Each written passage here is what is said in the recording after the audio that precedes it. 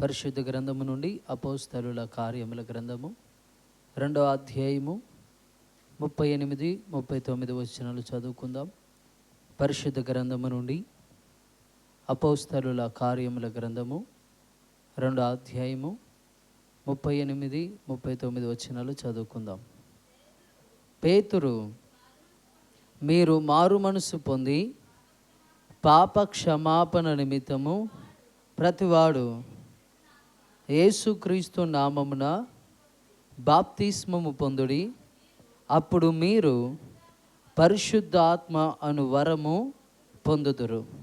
ఈ వాగ్దానము మీకును మీ పిల్లలకును దూరస్తులందరికీ, అనగా ప్రభు అయిన మన దేవుడు తన యొద్దకు పిలిచిన వారికందరికీ చెందునని వారితో చెప్పెను. ప్రార్థన. పరిశుద్ధుడ, మహోన్నతుడ, కృప కలిగిన తండ్రి, కృపా సత్య సంపూర్ణ మీకు స్తోత్రములు.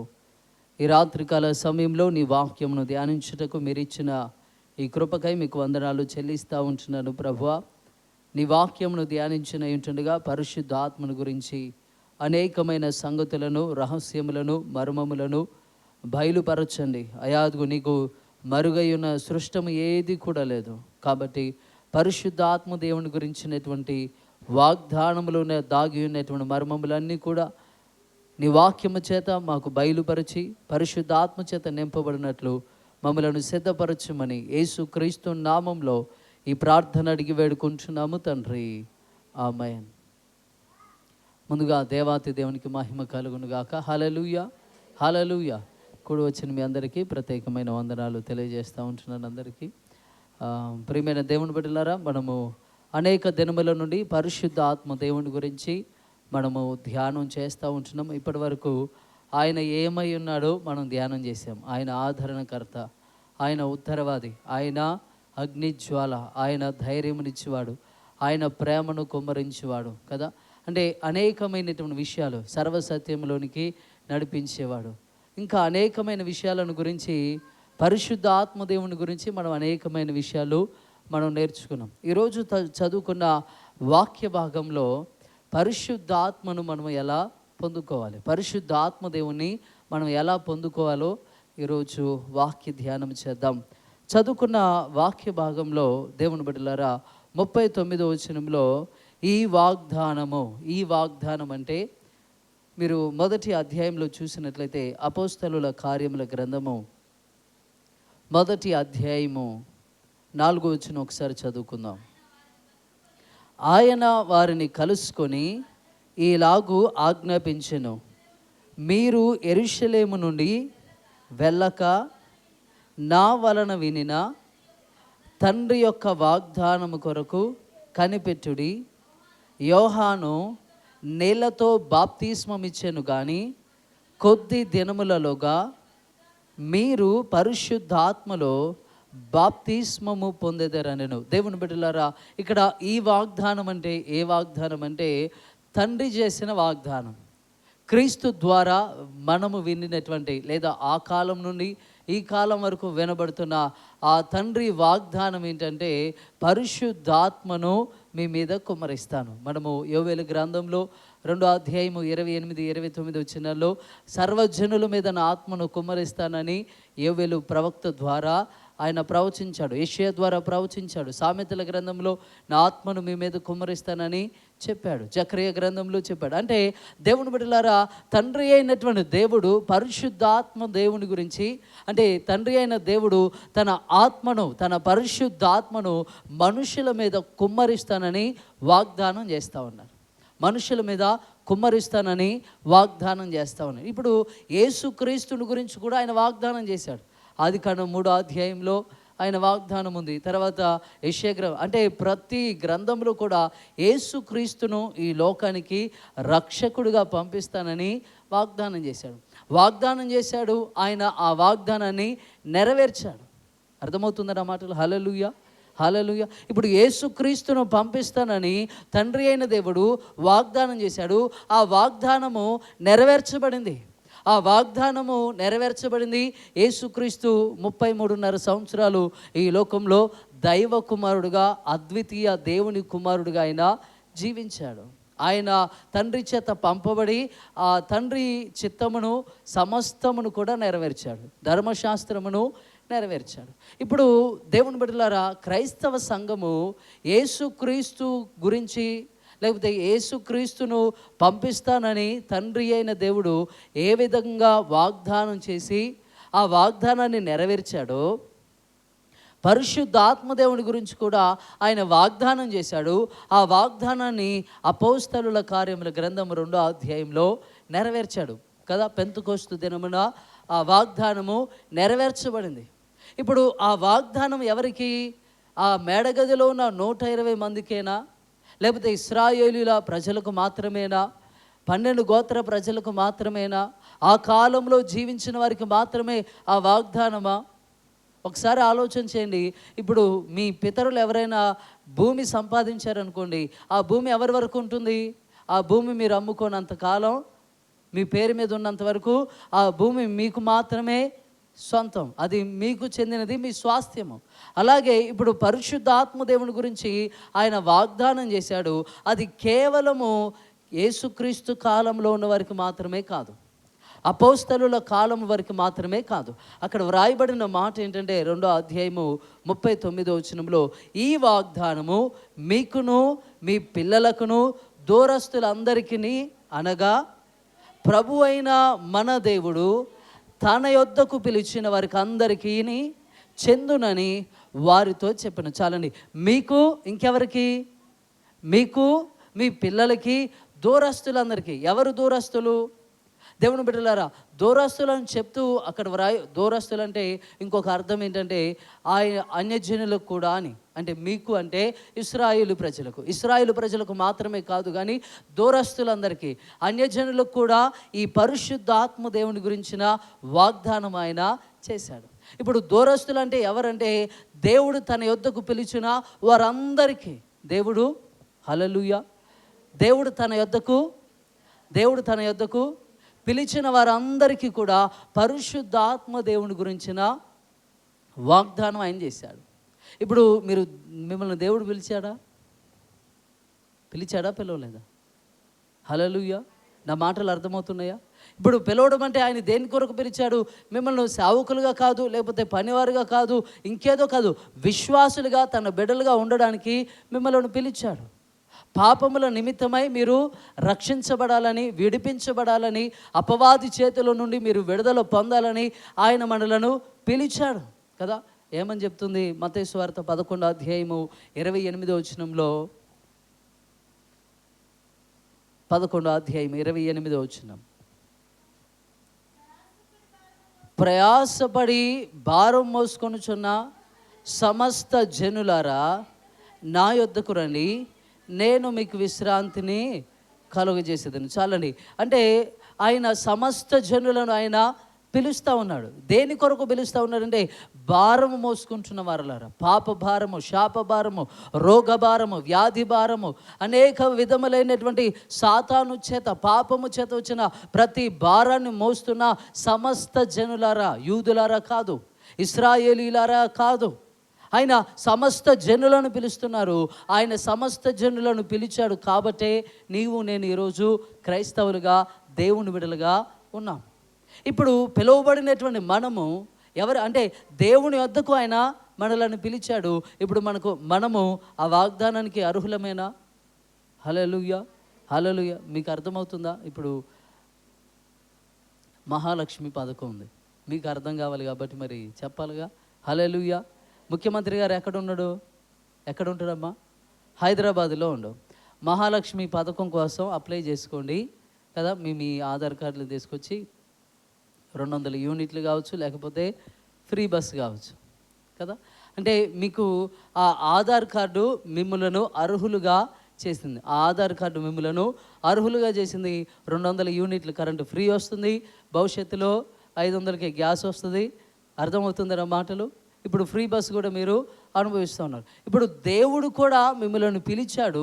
మీరు దూరస్తులుగా ఉన్నారు. అదేంటి, రేవంత్ రెడ్డి ఎక్కడో సీఎం ఎక్కడో ఉన్నాడు, ఆయన చెప్పిన మాట కదా ఎక్కడ చెల్లుబాటు అవుతుంది? ఆయన రాష్ట్రంలో ఆయన అధికారం ఎంతవరకు ఉందో, ఆయన పరిధి ఎంతవరకు ఉందో, తెలంగాణ రాష్ట్రం ఎంతవరకు ఉందో ఆయన మాటకున్న అధికారం అంతవరకు చెల్లుబాటు అవుతుంది. ఇప్పుడు ఆయన చేసిన వాగ్దానము, ఆయన ఎవరినైతే పిలుస్తున్నాడో, ఎవరినైతే తన దగ్గరకు ఆకర్షించుకున్నాడో, ఎవరినైతే తన రక్తం చేత కొనుగోలు చేశాడో, ఎవరినైతే తన రక్తం చేత కడిగాడో, ఆ ప్రతి ఒక్కరికి కూడా ఆయన వాగ్దానం పొందే అర్హత ఉన్నది. హల్లెలూయా. ఆయన వాగ్దానం పొందే అర్హత ఉన్నది. ఇప్పుడు ఆయన అంటున్నాడు, కేవలము యూదులకు ఇశ్రాయేలీయులకు కాదు, పిలువబడిన ప్రతి ఒక్కరూ ఈ పరిశుద్ధాత్మ అభిషేకాన్ని పొందుకోవడానికి అర్హులు అని. కానీ నేడు వినబడుతున్న కొన్ని అబద్ధ బోధలు ఏంటంటే, ఆయన అపోస్తలుల కార్యంలోనే పరిశుద్ధాత్మ దేవుడు మరలా పైకి ఎత్తబడ్డాడు, మరలా ఆయన వెళ్ళిపోయాడు, ఆయన పౌలు కాలంలో లేకపోతే అపోస్తలుల కాలంలో లేకపోతే కొన్ని సంవత్సరాల తర్వాత ఆయన వెళ్ళిపోయాడు అని ఈ లోకంలో ప్రచారం జరుగుతూ ఉంది. కానీ ఆయన వెళ్ళిపోవడానికి ఇక్కడకు రాలేదు. దేవుడు అంటే యేసుక్రీస్తు అంటాడు, నేను మిమ్మలను అనాథలుగా విడిచిపెట్టనన్నాడు. ఎవరిని? అపోస్తలులు మాత్రమే కాదు, ఆయనను నమ్మిన ప్రతి ఒక్కరిని అనాథలుగా విడిచిపెట్టడు. నీకు ఆదరణకర్తనిస్తాడు, నీకు ఉత్తరవాదినిస్తాడు. అంటే మనందరికీ కూడా ఆయన ఉత్తరవాదిగా, ఆదరణకర్తగా అనుగ్రహించబడ్డాడు. కేవలం 12 మంది శిష్యులకు, 70 మంది శిష్యులకు మాత్రమే కాదు. ఆయన ఆదరణకర్త, ప్రతి ఒక్కరికి ఆయన ఆదరణకర్త. ప్రతి ఒక్కరి కొరకు పరిశుద్ధాత్మదేవుడు ఈ లోకానికి దిగి వచ్చాడు. ప్రతి ఒక్కరి కొరకు ఆయన ఈ లోకమునకు దిగి వచ్చినట్లుగా వాక్యం సెలవిస్తుంది. కానీ ఇప్పుడు మనకున్నటువంటి డౌట్ ఏంటంటే, అప్పుడే అంటే భాషలు నిలిచిపోతాయని కొరింథీ పత్రికలో పౌలు చెప్పాడు కాబట్టి భాషలు నిలిచిపోయాయి అనుకుంటున్నారు. పరిశుద్ధాత్మ దేవుడు ఇక ఎవరిని అభిషేకించట్లేదని అనుకుంటున్నాడు. దేవుని బిడ్డలారా, ఆయన ఏ వరం ఇచ్చినా, ఏ తలాంత్ ఇచ్చినా, ఏ ఆశీర్వాదం ఇచ్చినా అది తరతరములకు అది కొనసాగుతూనే ఉంటుంది. ఆయన తరతరములకు ఆయన దేవుని ఎల్లప్పుడూ ఉంటుంది. దేవుని బిడ్డలారా, అలాగే ఇప్పుడు పరిశుద్ధ ఆత్మదేవుడు కూడా ఒక శతాబ్దానికో, ఒక తరానికి, 2-3 తరాలకు ఇవ్వబడిన వాడు కాదు. ఆయన రెండో రాకడ వచ్చేంత వరకు పరిశుద్ధ ఆత్మదేవుడు ఈ భూలోకంలో ఉంటాడు. పరిశుద్ధాత్మదేవుడు ఈ లోకంలో ఉండి తన ఆత్మచేత సంఘమును నింపుతూ, తన ఆత్మచేత సంఘమును సిద్ధపరుస్తూ, తన ఆత్మచేత సంఘమును శుద్ధి చేస్తూ, తన ఆత్మచేత ఈ లోకాన్ని అంటే ఈ సంఘమును క్రీస్తు పోలికగా లేదా వధువైన సంఘముగా ఎత్తబడుట కొరకు సిద్ధపరుస్తాడు. ఆయన వచ్చేంత వరకు పరిశుద్ధాత్మదేవుడు ఇక్కడే ఉంటాడు. అది నువ్వు నమ్మినా నమ్మకపోయినా పరిశుద్ధాత్మదేవుడు ఈ లోకంలో ఉండి సంఘమును సిద్ధపరచాలి. ఇప్పుడు ఆయన లేడు అని అనేకమైన అపోహల్లో ఉండి సంఘం ఏం చేస్తూ ఉన్నారంటే, పరిశుద్ధాత్మదేవుని పొందుకోవాలన్న ఆశ, ఆలోచన లేదు. పరిశుద్ధాత్మదేవుని చేత, ఆత్మచేత నింపబడాలని ప్రార్థన చేయడం లేదు. మీరు చదువుకున్నటువంటి అంటే మనం చదివిన ఆ వాక్య భాగంలో 2వ అధ్యాయంలో అపోస్తల కార్యముల గ్రంథము 2వ అధ్యాయము 38వ వచనం ఒకసారి చదవండి. పేతురు, మీరు మారు మనసు పొంది పాప క్షమాపణ నిమిత్తము ప్రతివాడు యేసుక్రీస్తు నామమున బాప్తిస్మము పొందుడి, అప్పుడు మీరు పరిశుద్ధాత్మను వరము పొందుదురు. దేవుని బిడ్డలారా, ఇక్కడ అంటున్నాడు, మీరు మారు మనసు పొంది బాప్తిసం పొందుడి, అప్పుడు పరిశుద్ధాత్మ వరాన్ని మీరు పొందుతారు అని వాక్యం సెలవిస్తూ ఉంది. ఇప్పుడు పరిశుద్ధాత్మ చేత నింపబడాలంటే మనం ఏం కలిగి ఉండాలి? మారు మనసు కలిగి ఉండాలి. హల్లెలూయా, హల్లెలూయా. మారు మనసు మనలో ఉండాలి. మారు మనసు అంటే ఏంటి? అసలు మారు మనసు అంటే ఏంటి? ఒక మాటలు ఎవరైనా మీకు అర్థమైన భాషలో, నాకు అర్థమయ్యే భాషలో, మారు మనసు అంటే ఏంటి? ఇంతకుముందు వ్యర్థమైన మాటలు మాట్లాడాం, ఇప్పుడు మాట్లాడకూడదు కదా. ఇంతకుముందు వ్యర్థమైన ప్రవర్తన కలిగి ఉన్నాం, ఇప్పుడు మారు మనసు కలిగింది కాబట్టి పాప క్షమాపణ నిమిత్తం, పెళ్లి నిమిత్తం కాదు, హల్లెలూయా, పెళ్ళిళ్ళ నిమిత్తం కాదు బాప్తిసం, మారు మనసు విషయమైన బాప్తిసం పొందాలి. అంటే ఇప్పుడు మనము మారు మనసు పొందాము అంటే, మారు మనసు పొందినటువంటి మనము ఆ బాప్తిసం ఇచ్చే యోహాను అంటాడు, మీరు చూసినట్లయితే లూకా సువార్తలో మారు మనసును గురించి, మారు మనసు విషయమైన బాప్తిస్మం గురించి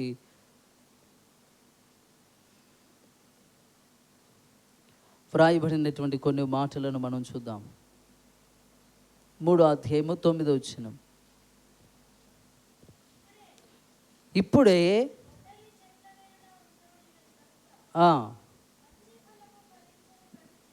మంచి ఫలములు ఫలించని ప్రతి చెట్టును నరకబడి అగ్నిలో వేయబడునని చెప్పాను. అందుకు జనులు, అలాగైతే మేమేమి చేయవలెనని ఆయనను అడుగగా, అతడు 2 అంగీలు గలవాడు ఏమీ లేనివానికి ఇయ్యవలెననియు, ఆహారం గలవాడును అలాగే చేయవలెననియు వారితో చెప్పెను. సుంకరులను బాప్తిస్మము పొందవచ్చి, బోధకుడా మేమేమి చేయవలెనని అతన్ని అడుగుగా, అతడు, మీకు నిర్ణయింపబడిన దానికంటే ఎక్కువగా తీసుకొనవద్దని వారితో చెప్పెను. సైనికులను మేమేమి చేయవలెనని అతన్ని అడిగిరి. అందుకు అతడు, ఎవరిని బాధ పెట్టకయు ఎవని మీదను అపనింద వేయకయు మీ జీతములతో తృప్తి పొందియుండుడని వారితో చెప్పాను. చాలండి దేవుని బిడ్డలారా, ఇక్కడ జనులను చూస్తున్నాము, తర్వాత సుంకరులను మనం చూస్తూ ఉంటున్నాము, తర్వాత సైనికులను మనము చూస్తూ ఉంటున్నాము. ఇక్కడ జనులు వచ్చి అంటున్నారు, అయ్యా ఇదిగో మారు మనసు విషయమై మీరు జీవించండి, మారు మనసుకు తగిన ఫలములు మీరు ఫలించండి అని చెప్తే వారు అంటున్నారు, అయితే మేమేం చేయాలి? ఇప్పుడు మారు మనసు వచ్చింది, మేము పాపం చేసాం, మేము తప్పు చేసాం, మేము రక్షించబడాలని మేము అనుకొని బాప్తిసం తీసుకుంటున్నాం. మేమేం చేయాలంటే, మీరు ఆహారం లేని వారికి ఆహారం ఇవ్వండి, అంగీలు లేని వారికి అంటే వస్త్రాలు లేని వారికి, వస్త్రహీనులకు వస్త్రాలు ఇవ్వండి అని చెప్తా ఉన్నాడు. ఇప్పుడు సుంకర్లు వచ్చి అంటున్నారు, అయ్యా మేమేం చేయాలంటే, ఎవరి దగ్గర కూడా ఎక్కువ తీసుకోదు. సుంకం అంటే పన్ను వసూలు చేసే వ్యక్తి ఎక్కువ పన్ను వసూలు చేయదు. 10 రూపాయలు పన్ను ఉందనుకోండి, ఆ 10 రూపాయలే పన్ను తీసుకోండి. అంతేకాని గవర్నమెంట్ ఎంత పన్ను అయితే విధించిందో అంత పన్నునే మీరు తీసుకోండి. ఎక్కువ అంటే లంచాన్ని, అవినీతిని మీరు చేయదు. ఇప్పుడు సైనికులు వచ్చారు, అయ్యా మేమేం చేయాలంటే, ఎవరిని బాధ పెట్టొద్దు, ఎవరి మీద కూడా నిందలు వేయొద్దు, మీరు అంటే నీతి న్యాయములను అనుసరించి అంటే గత జీవితం ఎలాంటిదంటే కదా, అవినీతితో కూడినటువంటి జీవితం, గత జీవితం కూడా అక్రమముతో కూడినటువంటి జీవితం, గత జీవితం కూడా ఎవరిని కూడా ప్రేమించలేని స్థితిలో వారు ఉన్నారు. కానీ ఇప్పుడు మారు మనసు ఏంటంటే, గతంలో ఉన్నటువంటి జీవితం ఇప్పుడు ఉండకూడదు. గతంలో చేసినటువంటి పాపం, గతంలో ఉన్నటువంటి మాటలు, గతంలో ఉన్నటువంటి ఆలోచనలు, తలంపులు, క్రియలు ఏది కూడా నీలో ఉండడానికి వీలేదు. అది మారు మనసు అంటే. ఇప్పుడు మారు మనసు పొంది బాప్తిసం పొందండి, తర్వాత నువ్వు పరిశుద్ధాత్మ వరాన్ని నువ్వు పొందుతావు. కానీ దేవుని బిడ్డలారా, నేడు క్రైస్తవులు అంటే ఇప్పుడు మనకు పరిశుద్ధాత్మ దేవుని గురించి కొంచెం తెలియనటువంటి స్థితిలో ఉన్నాం. కానీ పరిశుద్ధాత్మ దేవుని గురించి తెలిసినటువంటి అంటే ఆ పరిశుద్ధాత్మ దేవుని గురించిన బోధలు వింటున్న అనేక మంది క్రైస్తవులు వారి హృదయాన్ని మార్చుకోకుండా, వారి మనసును మార్చుకోకుండా, వారి జీవితాన్ని మార్చుకోకుండా, వారి క్రియలను మార్చుకోకుండా అనేక మంది క్రైస్తవులు ఏం చేస్తున్నారంటే, తండ్రి నాకు నీ ఆత్మను అనుగ్రహించి, పరిశుద్ధ ఆత్మ చేత నన్ను అభిషేకించు అని ప్రార్థన చేసేవాళ్ళు ఉన్నారు. అందుకే నేడు సంఘంలో కదా ఒక 100 మంది ఉంటే ఎంతమంది పరిశుద్ధాత్మ చేత నింపబడి ఉన్నారు? ఎన్ని సంఘాలు పరిశుద్ధాత్మ చేత నింపబడి ఇంకా ఆ అనుభవంలో ఉన్నతమైన స్థితిని పొందుతూ ఉన్నారు?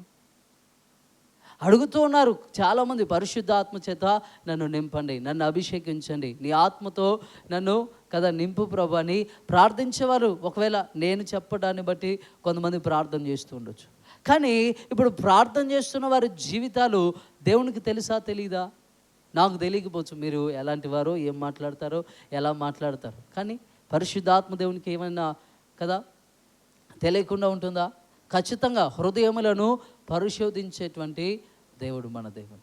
మీరు చూసినట్లయితే అపోస్తలుల కార్యముల గ్రంథంలో 8వ అధ్యాయంలో ఈ వాక్యమును మనము ఇంకొంచెం లోతుగా మనం ధ్యానించినట్లయితే, ఈ అపోస్తల కార్యముల గ్రంథము 8వ అధ్యాయము అక్కడ సమరయ ప్రాంతంలో ఉన్న సంఘమును గురించి వ్రాయబడతా ఉంది. సంఘమునకు హింస కలిగినప్పుడు, సంఘములో శ్రమలు వచ్చినప్పుడు ఫిలిప్పు సమరయ ప్రాంతానికి వెళ్ళి ఆ సమరయలో ఆయన సువార్త చెప్పినప్పుడు దేవుని బిడ్డలారా అనేకులు నమ్మారు. స్త్రీ పురుషులందరూ కూడా బాప్తిసం తీసుకున్నారు. 12వ వచనం చదవండి, 8-12. అయితే ఫిలిప్పు దేవుని రాజ్యమును గూర్చి యేసుక్రీస్తు నామమును గూర్చి సువార్త ప్రకటించుచుండగా వారతన్ని నమ్మి పురుషులను స్త్రీలను బాప్తిస్మము పొందిరి. అప్పుడు సీమోను కూడా నమ్మి బాప్తిస్మము పొంది ఫిలిప్పును ఎడబాయకుండి సూచక క్రియలను గొప్ప అద్భుతములను జరుగుట చూచి విభ్రాంతి నొందెను. దేవుని బిడ్డలారా, ఫిలిప్పు సమరయ ప్రాంతానికి వెళ్ళాడు. సమరయ ప్రాంతానికి వెళ్ళి ఆ దేవుని యొక్క రాజ్యమును గురించి సువార్త ప్రకటిస్తూ పరిశుద్ధాత్మ దేవుని ద్వారా ఆయన ఇచ్చిన అధికారాన్ని బట్టి గొప్ప సూచక క్రియలు జరిగించాడు. ఎన్నో అద్భుతాలు చేశాడు. ఎంతోమంది కుష్టివారిని స్వస్థపరిచాడు, కుంటివారిని స్వస్థపరిచాడు, పక్షవాయువు గలవారిని స్వస్థపరిచాడు. ఆయన అంటే దేవుని యొక్క శక్తిని బట్టి ఫిలిప్పు సమరయ ప్రాంతం అంతటిలో అద్భుతాలు చేశాడు. సమరయ ప్రాంతం అంతటిలో ఆశ్చర్యకార్యాలు మహత్కార్యాలు జరిగించాడు. ఇప్పుడు జరిగించిన తర్వాత ఆయన చెప్పిన బోధ యేసుక్రీస్తుని గురించి, దేవుని రాజ్యముని గురించి, రక్షణ గురించి చెప్పినప్పుడు స్త్రీ పురుషులందరూ విశ్వసించి యేసునామమును వారు బాప్తిసం పొందారు. వారితో కూడా ఎవరు బాప్తిసం పొందారు? గారడీవాడైన సిమోను. గారడీవాడంటే కొన్ని కార్యాలు చేస్తూ ఉంటారు. గారడీ విద్యలు, చెల్లంగితనం, ఉన్నది లేనట్లు లేనిది ఉన్నట్లు కొన్ని చేస్తుంటారు వాళ్ళు. కొన్ని కార్యాలు మనకు కూడా చెప్తారు కదా, నీకు జరగబోయేది చెప్తా, నీకు జరిగింది చెప్తా. చెల్లంగితనం కదా. నేను నీకు ఈ తాడిస్తే నీ బ్రతికే మారింది, నీ జీవితమే మారింది. ఈరోజే వచ్చేటప్పుడు ఒక దగ్గర అమ్మగారు వాళ్ళు బస్సులో వస్తున్నారు. నేను బండి మీద ముందు వచ్చి ఆ సెంటర్లో నుంచున్నా. ఆయన కోయ వాళ్ళట బస్సు కోసం వచ్చిండు. నేను కనపడ్డా, వచ్చి ఆయన మాటలు తీరు వేరే ఉంది. ఆయన అంటున్నాడు, నీ మీద చాలా ఏడుపు ఉంది, నరఘోష బాగా ఉంది, నీకు ఏమీ లేకపోయినా కానీ నీకేదో బాగుందని జనాలు ఏడుస్తున్నారు, అది ఇదని అన్నారు. సరేలే అని నాకేం అవసరం లేదు, నేను హెల్మెట్ పెట్టుకున్నా, నాకేం అవసరం లేదని చెప్పేసి హెల్మెట్ తీసి మాట్లాడదు. నాకేం అవసరం లేదండి, నేను చెప్పించుకొని ఇలాంటివి అవన్నీ చెప్తా ఉన్నాను.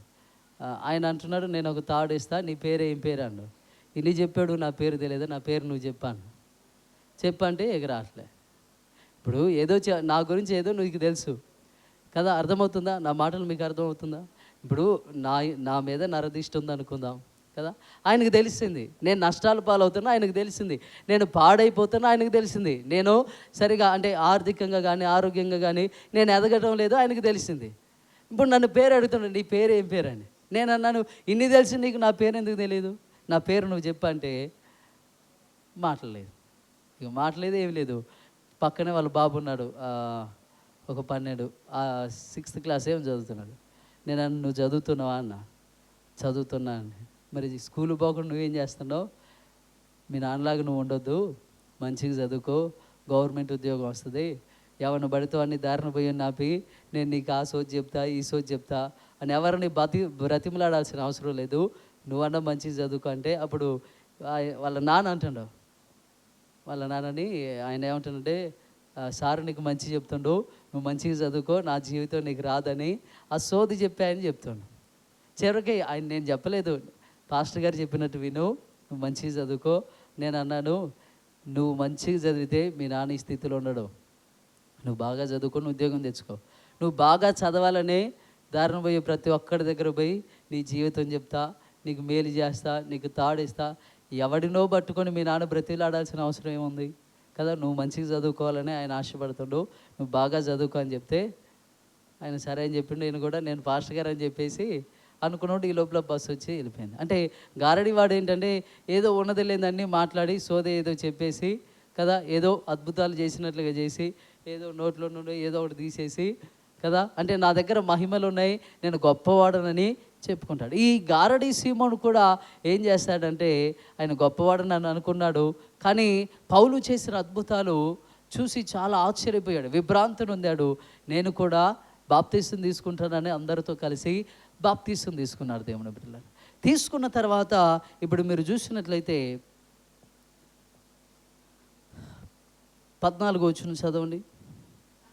సమరయ వారు దేవుని వాక్యము అంగీకరించిరని యెరూషలేములోని అపోస్తలులు విని పేతురును యోహానును వారి యొద్దకు పంపిరి. వీరు వచ్చి వారు పరిశుద్ధాత్మను పొందవలెనని వారి కొరకు ప్రార్థన చేసిరి. అందుకుముందు వారిలో ఎవని మీదను ఆయన దిగి ఉండలేదు. వారు ప్రభు అయిన యేసు నామమున బాప్తిస్మము మాత్రము పొందియుండిరి. అప్పుడు పేతురును యోహానును వారి మీద చేతులుంచగా వారు పరిశుద్ధాత్మను పొందిరి. అపోస్తలులు చేతులుంచటం వలన పరిశుద్ధాత్మ అనుగ్రహింపబడినని సీమోను చూచి వారి ఎదుట ద్రవ్యము పెట్టి, నేను ఎవని మీద చేతులుంచుదునో వాడు పరిశుద్ధాత్మను పొందునట్లు ఈ అధికారము నాకియుడని అడిగాను. చాలండి. హల్లెలూయా, హల్లెలూయా. దేవుని బిడ్డలారా, సమరయ ప్రాంతంలో ఉన్నవారు వాక్యమును అంగీకరించారని యెరూషలేములో ఉన్నటువంటి సంఘ పెద్దలు, యెరూషలేములో ఉన్నటువంటి సంఘము పేతురు యోహానులను సమరయకు పంపించారు. సమరయకు పంపించిన తర్వాత ఇప్పుడు పేతురు యోహానులు వచ్చి వారి కొరకు ప్రార్థన చేస్తూ ఉన్నారు. ఎందుకంటే ప్రభువా, వీళ్ళని నీ ఆత్మ చేత అభిషేకించాను. వారు బాప్తీసం పొందారు, ఇంకా పరిశుద్ధాత్మను పొందలేదని అక్కడ తేటగా మనకు 16వ వచనంలో చెప్పబడుతూ ఉంది. వారు బాప్తీసం మాత్రం పొందారు, పరిశుద్ధాత్మ చేత ఇంకా నింపబడలేదు. ఇప్పుడు పేతురు యోహానులు వచ్చి సమరయ సంఘమును వారి మీద చేతులుంచి ప్రార్థన చేసినప్పుడు, హల్లెలూయా, హల్లెలూయా, ఆయన అంటే పేతురు యోహానులు వచ్చి ఆ సమరయ ప్రాంత సంఘములో వారు చేతులుంచి ప్రార్థన చేసినప్పుడు అందరూ కూడా పరిశుద్ధాత్మ చేత నింపబడ్డారు. అందరూ కూడా పరిశుద్ధాత్మ చేత నింపబడ్డారు. కానీ ఎవరు నింపబడలేదు? ఎవరు నింపబడలేదు? హల్లెలూయా, అర్థమవుతుందా నా మాటలు? ఎవరు నింపబడలేదు అక్కడ?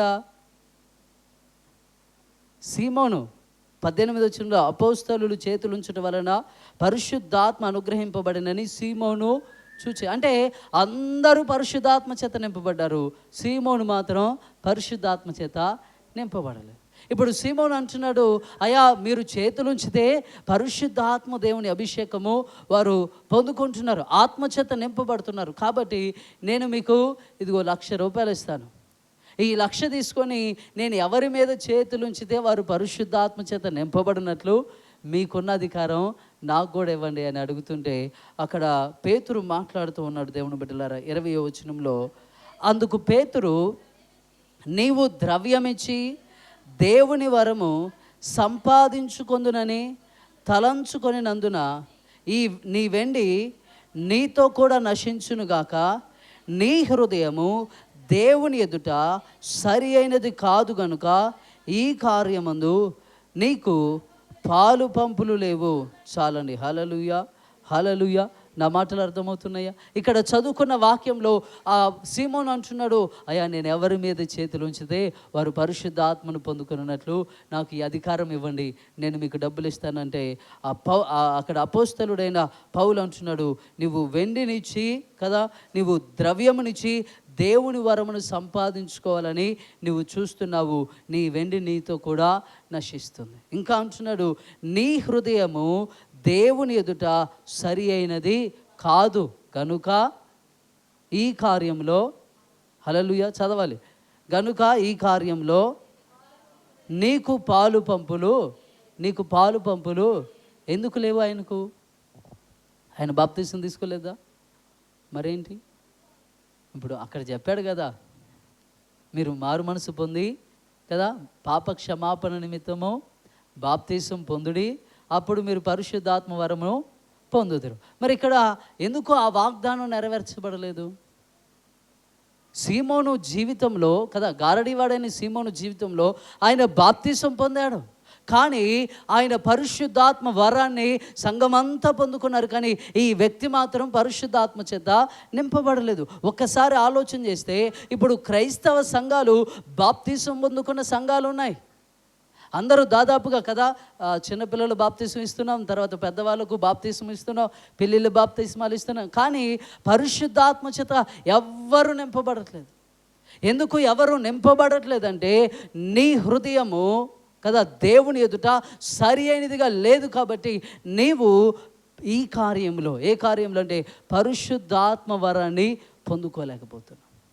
పరిశుద్ధాత్మ వరమును, పరిశుద్ధాత్మ అభిషేకాన్ని నేడు సంఘాలు పొందుకోలేకపోవడానికి గల కారణం ఏంటంటే మన హృదయాలు, మన మనసు, మన తలంపులు, మన అంతరంగము, మన ఆంతర్యం అంతా కూడా చెడిపోయినది. పైకి మాత్రమే పరిసేడు వలె ప్రార్థన చేస్తున్నాం, పరిసేడు వలె ఉపవాసములు ఉంటున్నాం, పరిసేడు వలె కానుకలు ఇస్తున్నాం, పైకి మాత్రమే ఇశ్రాయేలీల వలె మనము ఆచారాలు జరిగిస్తున్నాం, మందిరాలకు వస్తున్నాం. ఏదో అందరూ అంటే కొన్నిసార్లు మనకుండే ఆలోచన ఏంటంటే ఈ ఆదివారం గుడికి పోలేదు కాబట్టి ఏదైనా నష్టం జరిగిద్ది ఏమైనా భయంతో వచ్చేవాళ్ళు కూడా ఉన్నారు. ఈ ఆదివారం గుడికి పోలేదు, మనకు నిద్ర పట్టట్లేదు, అందుకే నిద్ర పట్టట్లేదు అంటే కారణం ఏంటి? ఈ ఆదివారం మనం ప్రార్థనకు పోలేదుగా, అందుకే మనకు నిద్ర పట్టలేదు. ఈ ఆదివారం ఏదైనా కదా గేదె సరిగా పాలియకపోయినా, మనం బండి మీద నుండి పడ్డా, ఏది పడ్డా ఏమనుకుంటాం? మనం మందిరానికి బాగలేదు కాబట్టి ఇది అయింది అనుకుంటున్నాం. కాదు దేవుని బిడ్డలారా, నువ్వు మందిరానికి వచ్చినవన్నీ, నువ్వు మందిరానికి వస్తే నీకు మేలు, రాకపోతే నీకు కీడు చేసే దేవుడు కాదు. హల్లెలూయా. నా మాటలు మీకు అర్థమవుతున్నాయా? 103వ కీర్తన ఒకసారి చదువుదాం, నేను మీకు జ్ఞాపకం చేస్తాను. 103వ కీర్తనలో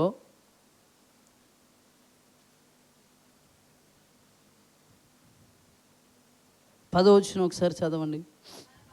మన పాపములను బట్టి మనకు ప్రతీకారము చేయలేదు, మన దోషములను బట్టి మనకు ప్రతిఫలం ఇయ్యలేదు. చాలండి. హల్లెలూయా. మన దోషములను బట్టి కానీ, మన క్రియలను బట్టి కానీ, మనం చేసినటువంటి పాపములను బట్టి ఆయన మనకు ప్రతీకారము చేసే దేవుడు కాదు. ఆయన ప్రేమించేటువంటి దేవుడని 11వ వచనంలో రాయబడింది. ఏమని? భూమి కంటే ఆకాశం ఎంత ఉన్నతముగా ఉన్నదో ఆయన యందు భయభక్తులు గలవారి ఎడల ఆయన కృప అంత అధికముగా ఉన్నది. ఇంకా రోమపత్రికలో చూస్తే పాపం ఎక్కడ విస్తరించినదో కృప అపరిమితముగా అక్కడ విస్తరించినదని వాక్యం సెలవిస్తాం. ఇప్పుడు నువ్వు మందిరానికి రానందుకు నీకు నష్టం జరగట్లేదు, మందిరానికి రానందుకు నీకేదో లోపం జరగట్లేదు కదా. కానీ మనకేదో అవుతుందనే భయంతో మనం మందిరానికి వస్తాం, భక్తితో కాదు. హల్లెలూయా. భక్తి కలిగి నేను మందిరానికి వెళ్ళాలి, మందిరంలో ఒక దినం గడిపితే 1000 దినముల కంటే ఎక్కువ ఆశీర్వాదం మనం పొందుకుంటాం, ఈ ఆలోచన లేదు. మందిరంలో గడిపితే ఆయన వాక్యం వింటాం, ఆయన వాక్యం ద్వారా ఆత్మీయంగా నేను బలపడతాను కదా, ఈ ఆలోచన లేదు. హల్లెలూయా. హల్లెలూయా. ఇప్పుడు నేడు సంఘాలు పరిశుద్ధాత్మ చేత నింపబడట్లేదు, అంటే ఆచారబద్ధంగా కదా, ఏదో అనాలోచితంగా మందిరంలోనికి వచ్చి మందిరంలో గడిపి వెళ్ళేవారే ఉంటున్నారు. కానీ కదా మన హృదయాలను సరి చేసుకునేవారు ఎంతమంది ఉన్నారు? గారడి సీమోను ఫిలిప్పు చేస్తున్నటువంటి అద్భుతాలు చూశాడు, ఆశ్చర్యకార్యాలు చూశాడు. ఇంకా సంగమ అంటే అక్కడున్న సమరయ్య వారు ఫిలిప్పు వెంట వెళ్ళలేదు, కానీ ఫిలిప్పును ఎడబాయకుండా ఈ గారడి సీమోను ఉన్నాడు. అంటే ఆయన ఎక్కడికి వెళ్తే అక్కడికి వెళ్ళాడు, ఎక్కడ అద్భుతాలు చేస్తే అక్కడ ఉన్నాడు. ఏ స్థలంలో ఆయన సువార్త ప్రకటిస్తే ఆ స్థలంలో ఫిలిప్పుతో పాటు సీమోను ఉన్నాడు. కానీ ఆయన హృదయము మార్చబడలేదు, ఆయన జీవితం మార్చబడలేదు, ఆయన బ్రతుకు మార్చబడలేదు, ఆయన మారు మనసు పొందలేదు. కాబట్టే పరిశుద్ధాత్మ అభిషేకాన్ని పొందుకోలేదు. నేడు మీలో ఉన్నటువంటి అనేకులకు దేవుడు ఈ సమాధానం ఇస్తూ ఉన్నాడు. నీ హృదయము దేవుని ఎదుట సరి అయినది కాదు. సేవకుల ఎదుట సరి అయింది అయ్యి ఉండొచ్చు కదా, మనుషుల ఎదుట సరి అయింది అయ్యి ఉండొచ్చు, భర్త ఎదుట సరి అయినది అయ్యి ఉండొచ్చు, భార్య ఎదుట సరి అయినది అయ్యి ఉండొచ్చు, మనుషుల ఎదుట మన హృదయము, మన జీవితము సరిగా మంచిగా చక్కగా ఉండొచ్చు. కానీ నీ హృదయమును దేవుడు చూస్తూ ఉన్నాడు. రోమీలకు రాసిన పత్రిక 8వ అధ్యాయంలో మీరు చూసినట్లయితే, అపోస్తలుడైన పౌలు రోమీలకు రాసినటువంటి పత్రిక 8వ అధ్యాయము 27వ వచనం, మరియు హృదయములను పరిశోధించువాడు ఆత్మ యొక్క మనసు ఏదో ఎరుగును, ఏలయనగా ఆయన దేవుని చిత్త ప్రకారము పరిశుద్ధుల కొరకు విజ్ఞాపనము చేయుచున్నాడు. చాలండి. ఇక్కడ వ్రాయబడిన మాట, హృదయములను పరిశోధించువాడు ఆత్మ యొక్క మనస్సు. కదా. ఆత్మ దగ్గర ఆత్మ సంబంధమైన మనసు, మారు మనసు, పరిశుద్ధమైన మనసు కదా, కడగబడినటువంటి మనసు కదా. గొర్రెపిల్ల రక్తములు తమ వస్త్రములను కడుగుకునే వారని ప్రకటన గ్రంథంలో వ్రాయబడుతుంది. వస్త్రములు పరిశుద్ధతకు కదా గుర్తు. ఉతుకుకోవడం పరిశుద్ధపరచబడడానికి గుర్తు. దేవుని బిడ్డలు, ఎంతవరకు మన హృదయము కడగబడింది, పరిశుద్ధపరచబడింది? ఎందుకు ప్రతి ఆదివారం ప్రతి శుక్రవారము ఆరాధనలో కదా వచ్చి 1 గంట పాటలు పాడి ప్రార్థన చేసుకొని వెళ్ళొచ్చు కదా. కానీ ఎందుకు వాక్యము ప్రకటించబడతా ఉందంటే ఉదక స్నానం. వాక్యం అనే ఉదక స్నానం అంటే వాక్యము చేత అనుదినము కడగబడడం, ప్రక్షాళన చేయడం, బాప్తిసం పొందడం, నూతన పరచబడడం, నవీన స్వభావమును ధరించుకోవడం అని వాక్యం సెలవిస్తూ ఉంది. ఇప్పుడు ఈ అంతరంగం అంతా చెడిపోయి పైకి మాత్రమే మంచిగా ఉంటే ప్రయోజనం ఏంటి? యేసుక్రీస్తు అయ్యో శాస్త్రులారా, ధర్మశాస్త్రోపదేశకులారా, అయ్యో పరిసయ్యులారా అని ఆయన కన్నీళ్ళు విడిచాడు. ఆయన బాధపడ్డాడు. ఇదిగో మీరు సున్నము వేసిన సమాధులు అంటున్నాడు. అంటే సున్నం పైకి సమాధులు ఎలా ఉన్నాయి? ఇప్పుడు కొన్ని మన సమాధులు ఉన్నాయి, తర్వాత ఎక్కడైనా సమాధులు చూడండి, చక్కగా రంగులు వేసి ఉంటాయి, ఇంకొంచెం డబ్బులు ఉంటాయి పాలిష్ బండలు, ఇంకొంచెం ఉంటే మార్బుల్స్, ఇంకొంచెం ఉంటే ఇంకేదేదో చేస్తున్నాడు. లోపల ఎలా ఉంటుంది కదా? లోపల అంతా కల్మషంతో నింపబడింది, అంతా కూడా కంపు వాసనతో నింపబడుతుంది. ఇప్పుడు ఆ సమాధి పగలగొట్టి తీసినాం అనుకోండి, సుగంధం వస్తుంది అందులో నుండి? కాదు, కంపు వాసన వచ్చేస్తుంది. ఇప్పుడు అంటే ఆయన యేసుక్రీస్తు పరిశీలను కదా, ధర్మశాస్త్రోపదేశకులను మీరు సున్నము కొట్టిన సమాధులను, అంటే పైకి మాత్రం భక్తిగా, నీతిగా, యథార్థంగా, పరిశుద్ధంగా, వాక్యానుసారంగా ఉంటున్నట్టుగా మీరు కనబడుతున్నారు, కానీ మీ హృదయం నాకు తెలుసు, మీ మనసు ఏంటో నాకు తెలుసు. ఆత్మ యొక్క మనసు ఏదో, హృదయం ఏదో కదా, కడగబడింది ఎవరో, కడగబడింది ఎవరో కదా, నటించేది ఎవరో దేవునికి తెలుసు. దేవుని బిడ్డలారా, ఈ మనసు మనం కలిగి ఉండి, అంటే మన హృదయము దేవుని ఎదుట సరి అయినదిగా లేకుండా పరిశుద్ధ ఆత్మ చేత నింపు కదా. నేను డబ్బులు ఇస్తాను, నేను 21 రోజు ఉపవాసం ఉంటాను, నేను 40 రోజులు ఉపవాసం ఉంటాను, నేను 120 రోజులు ఉపవాసం ఉంటాను, నీ ఆత్మ చేత నన్ను నింపంటే కుదురుతుందా? ద్రవ్యము అంటే ఆయన దగ్గర డబ్బు ఉంది, డబ్బు పెట్టాడు. మనం ఏం చేస్తున్నాం? నేను ఉపవాసాలు ఉంటాయా, నన్ను ఆత్మతో నింపు. నీ ఉపవాసం ప్రభువుకు అవసరం లేదు, నీ ప్రార్థన ప్రభువుకు అవసరం లేదు.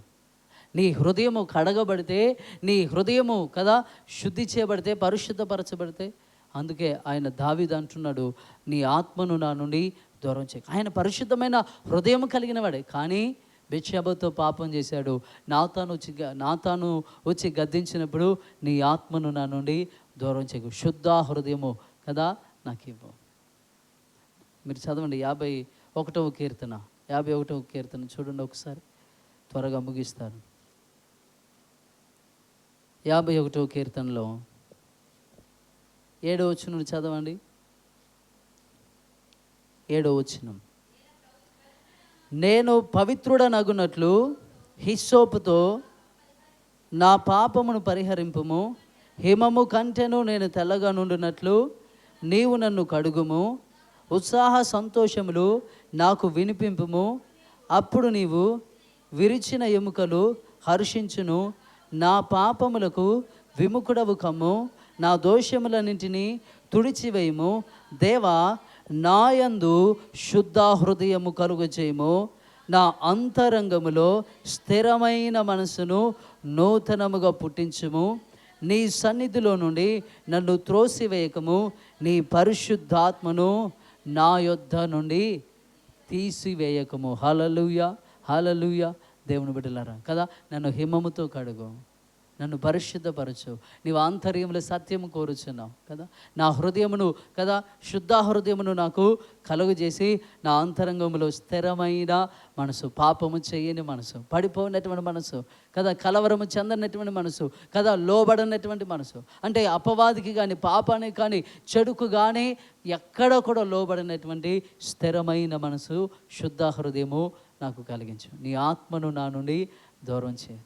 దేవుని బిడ్డలారా, ఈరోజు వాక్యం వింటున్నటువంటి మనము కదా, పరిశుద్ధ ఆత్మ చేత నింపబడాలని మనం ఆశపడుతున్నాం, ఆత్మాభిషేకాన్ని పొందుకోవాలని మనం కోరుకుంటున్నాం. కానీ గారడి సీమోను వలె మన హృదయము దేవుని ఎదుట సరి అయినదిగా లేదు. నువ్వు ఇంకెన్ని ఎన్ని ఎన్ని చేసినా దాని వలన ప్రయోజనం లేదు.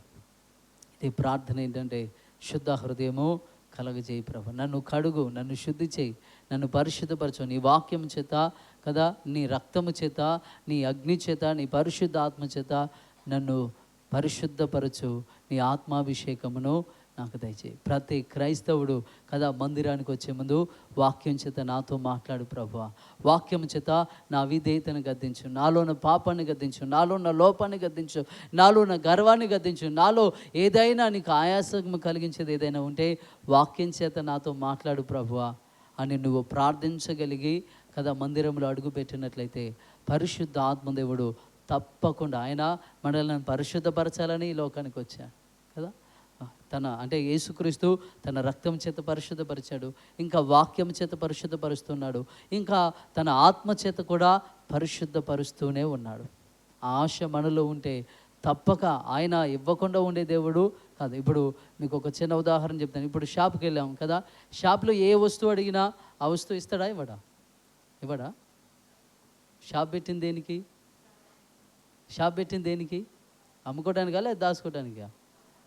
ఈరోజు ఒక ప్రశ్న అడిగా, ఒక వ్యక్తి ఇదే ప్రశ్న అడిగా.